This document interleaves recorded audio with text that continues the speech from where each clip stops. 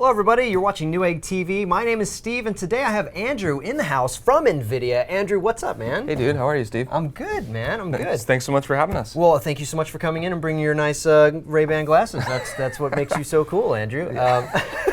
We're going to talk today about Grid and the brand new service that has been officially launched. I mean, it's been available to those out there that already have a Shield Portable and now the Shield Tablet. I'm excited about it. I think it's really cool. But let's just dive right in, man. Go ahead and take the reins. Yeah, so you kind of hit it there. Anyone that owns a Shield Portable or a Shield Tablet has access to our new Grid service. And this is achieved by an update through the Shield Hub. The Shield Hub is kind of the main Nvidia app on the Shield devices that allows you to access all your Android games, kind of shop for new games, as well as game stream from your home PC, and the new Grid service. And basically, Grid service itself is like Netflix of gaming. It's a gaming on-demand service. That's correct. So Grid is what we're calling GTX Gaming from the cloud. Okay. And it's exactly the same thing as, like you said, a Netflix or some other, like Spotify. It's a service that you basically access a server somewhere that's doing other work and sending you the finished product, which in this case is PC gaming. So how can we use it? How can we get it? All you need to do is update your Shield Hub app on your Shield Portable or Shield Tablet. Okay. It's as simple as that. And what you can do is you can, if it doesn't automatically update for you, which it should, you can go into Google Play and just find the app and then click update. And it's super easy. Okay. And then we'll kind of show you what it looks like here. This is the new Shield Hub. And so you have your shop here, and this is where you can find all sorts of awesome Android games that you wouldn't necessarily know about.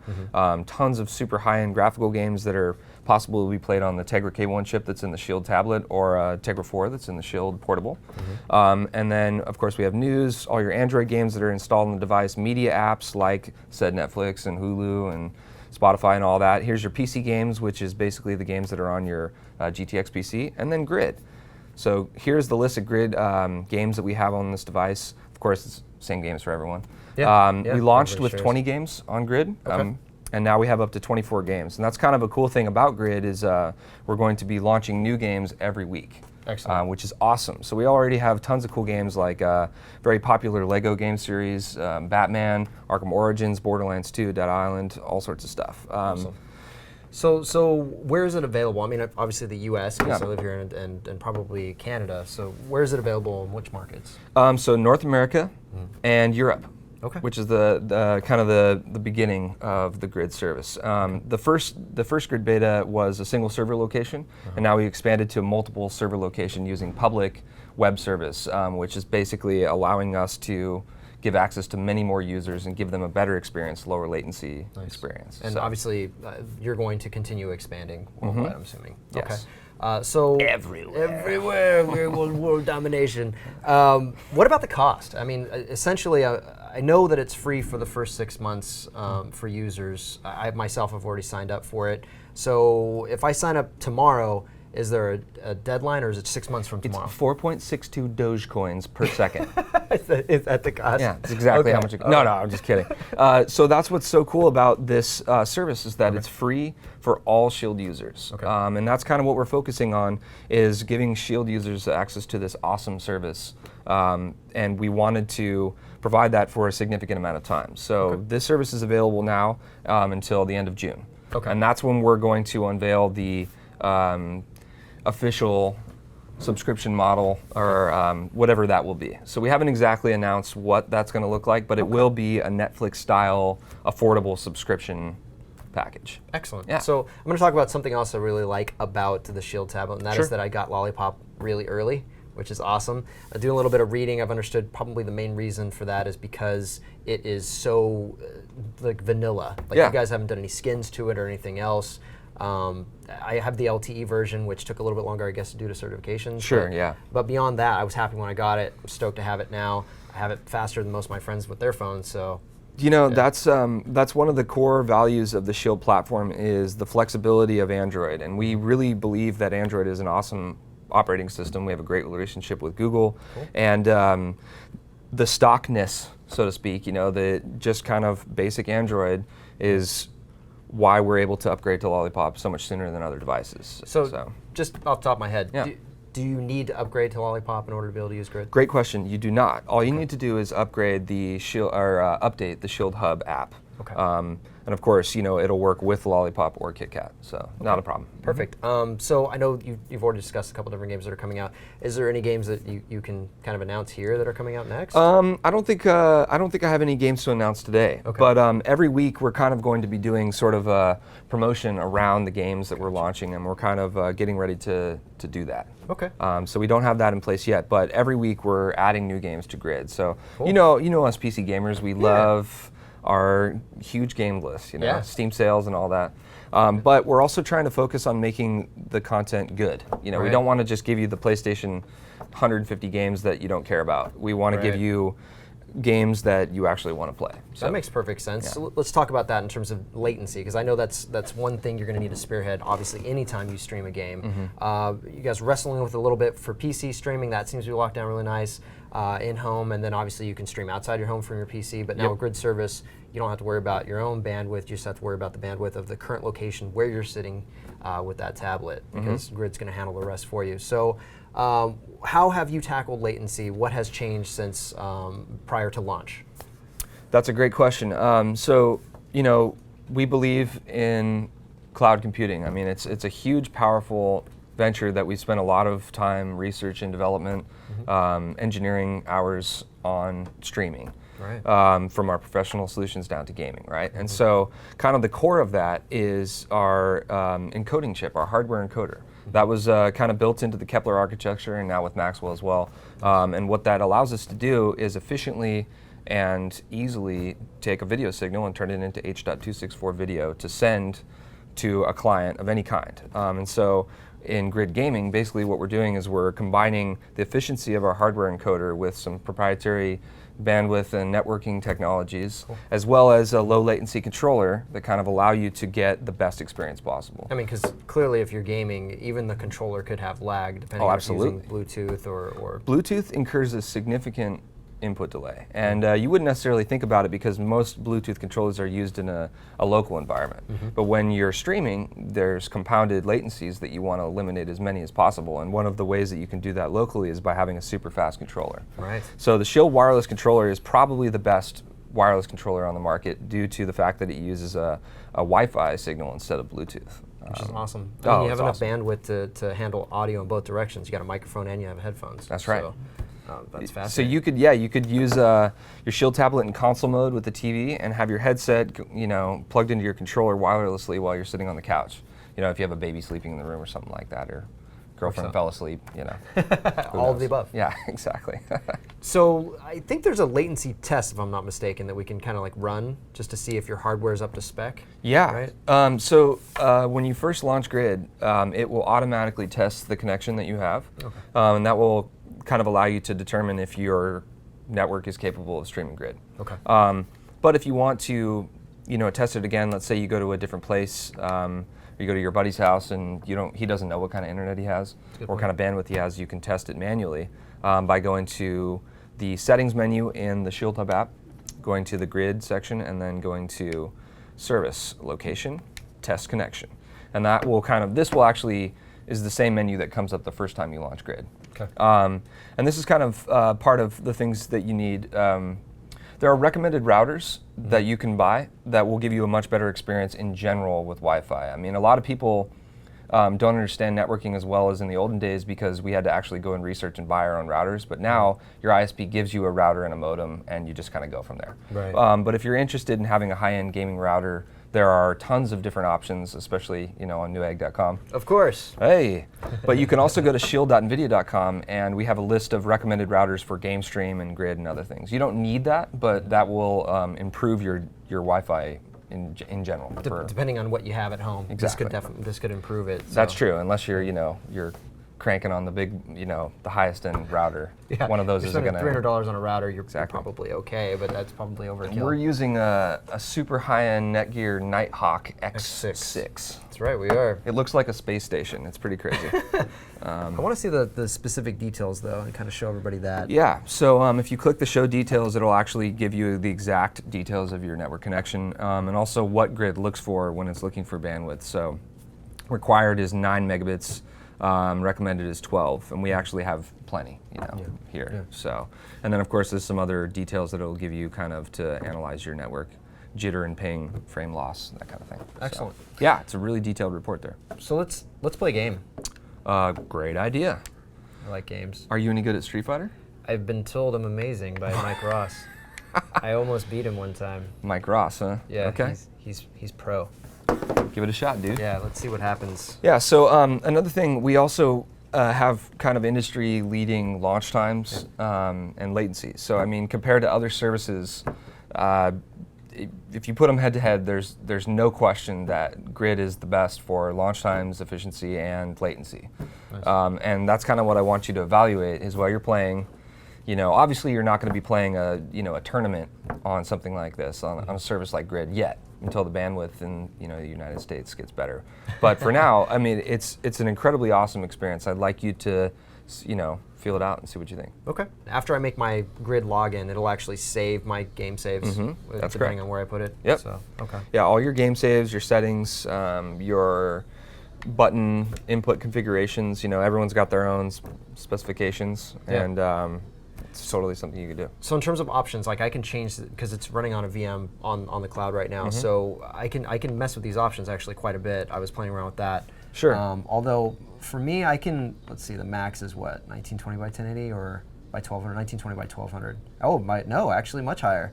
2048 by 1536. I mean, you can get huge. You could get crazy there. I mean, that'd be cool too if you were gonna hook it up to a TV just to have massive Well, so resolution. the stream will actually only stream 720, 60 Okay. max. No So matter even what. if you're rendering at a higher resolution, it won't output it at that resolution.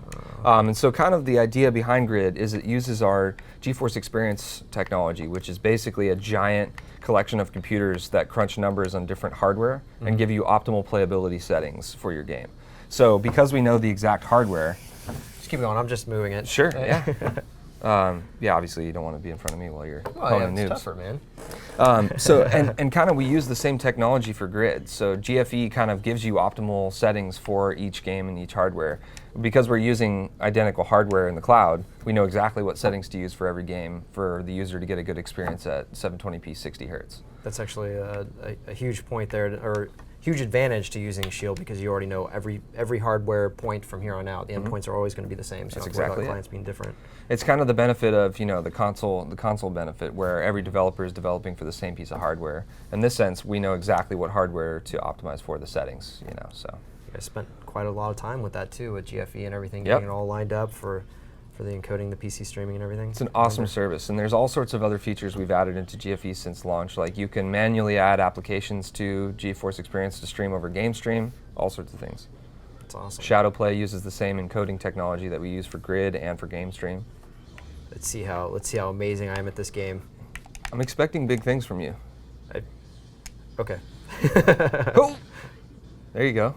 I just hope I'm able to pull this off. How does the latency feel? Feels good actually. I don't really feel anything. It's not bad, right? No. Yeah, Street Fighter's kind of one of those harder games to do over the cloud because a lot of times there's one frame combos that you got to hit. And obviously this is not going to be a tournament machine like we talked about, but this is great for casual gaming. Even the serious Street Fighter player is going to have a good time on this. So that brings in a good point. I didn't actually mention this, but I am curious. I know that you can't play multiplayer right now on a Shield through Grid. You can for everything else, just not through Grid yet, I'm assuming. And also, when can I connect in and play multiplayer like Grid VM to Grid VM? No, you hit on a good point. So right now we don't support multi-controller or multiplayer through the Grid service with other Grid clients. But one of the cool things about Nvidia and one of the great things about Grid is that we're constantly upgrading the software and constantly adding features. So that's something we're working on. It's something we want to add. Obviously, you want to be able to use multiple controllers to play on something like this, because I could be pwning you right now. Yes, or getting pwned, actually, because I'm not very good at Street Fighter. Oh, you're not? But no, I'm not. But I can play Ryu. That's about it. Yeah, I'd see. That's all I was ever good at was. Yeah, so Guile used to be my. We'd have to do a mirror matchup, and it would be epic. But yeah, I mean, that's a great question. There's bound to be tons of things that people want to use this service for, and it's kind of a good opportunity to mention that there's a feedback method for you to provide feedback. At the end of every session, you can set a setting in the menu for a pop-up to ask you how your session went. And we'd like you to rate that and then leave comments for us what you want to see next, what kind of games, how your experience was, what kind of internet connection you had, how we can make the service better. Right. And so obviously having multiplayer is high on the list for feature ad. Excellent. Yeah. Can't wait for that too. So what do you think? I'm liking it, actually. I'm hoping that you can get in here and actually, maybe we could play a racing game. I always feel like latency is, because I'm just not very good at this kind of game, latency for me is easier to see on a racing game where I have to kind of gauge a radius on a turn and change Yeah, well, I mean, we have grid racing. Let's do that. On grid. So what you can do is you can actually use the overlay to quit. So if you long press the start button, long press. Yeah, that brings up our overlay, and that'll allow you to do different things, but also just force quit the game. It's the fastest way to get out of the game and into a different game. If you don't care about saving. If you don't care about saving. Okay. But you can manually save, and then so here's the rate. Hey, 5 stars. I'll give it a 5-star. Thanks, dude. You're welcome. Appreciate that. If there was a comment section, I'd be like, Andrew's pretty cool. I'd be like, you should probably give that guy a raise, or clone him. No, that's a good idea. The raise part. The clone, I would have to kill him. But would you really kill your clone? I don't know. You can't get. What if your clone thought the same thing? Well, then it would be a death match, wouldn't it? It looks like you're doing pretty well. I was doing well right until you said I was doing well. Take full responsibility. Yeah, it's actually working really, really well, actually. So that's good. And this is all wireless too. I mean, yep. I know in the past you could set up an OTG cable and run an Ethernet. I just destroyed the ability of my car. I just destroyed it. Oh, you bashed your car. Yeah, I did it. I did it wrong. Yeah, so you can actually still use a Y cable and an OTG cable to connect to an Ethernet adapter if you want. That was recent, actually, so you could charge at the same time, right? Yeah, and I mean, that's not an ideal scenario, but it is possible for you to do that. Really, I mean, we designed Grid to be awesome on Wi-Fi, and you're experiencing that right now. Right. So, I mean, that's really the way it's designed to be played, the way it's meant to be played, if you will. All right, so I did like the experience. I think it's pretty smooth. I think it's definitely improvement, obviously, over when it was in beta, and I think it's only going to get better. But kind of speak to us a little bit, if you can, about the trajectory of Nvidia, because when you make a cloud-based service and you're restricted to Shield, that's great because you have all the advantages of knowing the hardware. But maybe jumping into something like Chromebooks, because like you said, you have an amazing connection with Google. Maybe working something out so that Grid services move into Chromebooks next. Yeah, I mean that's an interesting idea for sure. We definitely don't talk about unreleased products, and right now we're focusing on Grid as a service for Shield users, and that's kind of what we're hyper focusing on right now because we want to make that an awesome experience. We want to reward our Shield users and give them something unique and awesome that they can use. It's also the perfect platform for it. Nice. But in the future, of course, Grid is an amazing service, and a lot of things can be done with Grid, including professional applications, churning out different types of computational work with the parallel architecture of the GPU. And so that may be something that we could talk about in the future. Yeah, absolutely, man. Because I know you have several different Grid services that are yet to be released, all saying coming soon on the website. It seems like they're geared more towards businesses. Like, for instance, I know that for your cloud services, you're using AWS, which is awesome. But congratulations for locking that down. But finding out more about how does it work, how does that interaction happen, what could be available. The nuts and the bolts. Yeah, possibly renting hardware online. I mean, I don't know, but would you guys at home like to know more about Grid services in general, just to know about it? I mean, what sounds fun? Let us know in the comments below. Also, let me know what your speeds are, because there's some chatter on the internet that maybe Grid service isn't available to very many gamers. I think it's still a large portion of at least the United States. So. Let me know in the comments what your speeds are, your up and down. So. Yeah, I mean, if you have enough bandwidth to do high-end Netflix, YouTube streaming, that kind of stuff, you saw it. I mean, 15 megabits is a pretty nominal amount of bandwidth for most people, and of course, there's going to be people who are going to have small beam microwave dish internet, but You know, most of us happen. have pretty good internet nowadays, so. Yeah. And it's only going to get better. Yeah, absolutely. Well, Andrew, thank you so much for coming in to speak with us. Thanks so much, Steve. I really appreciate it. Yeah. And we appreciate you guys also for watching all of our videos. If you like videos just like this, check out our YouTube channel at youtube.com/Newegg. And until the next video, we will see you soon.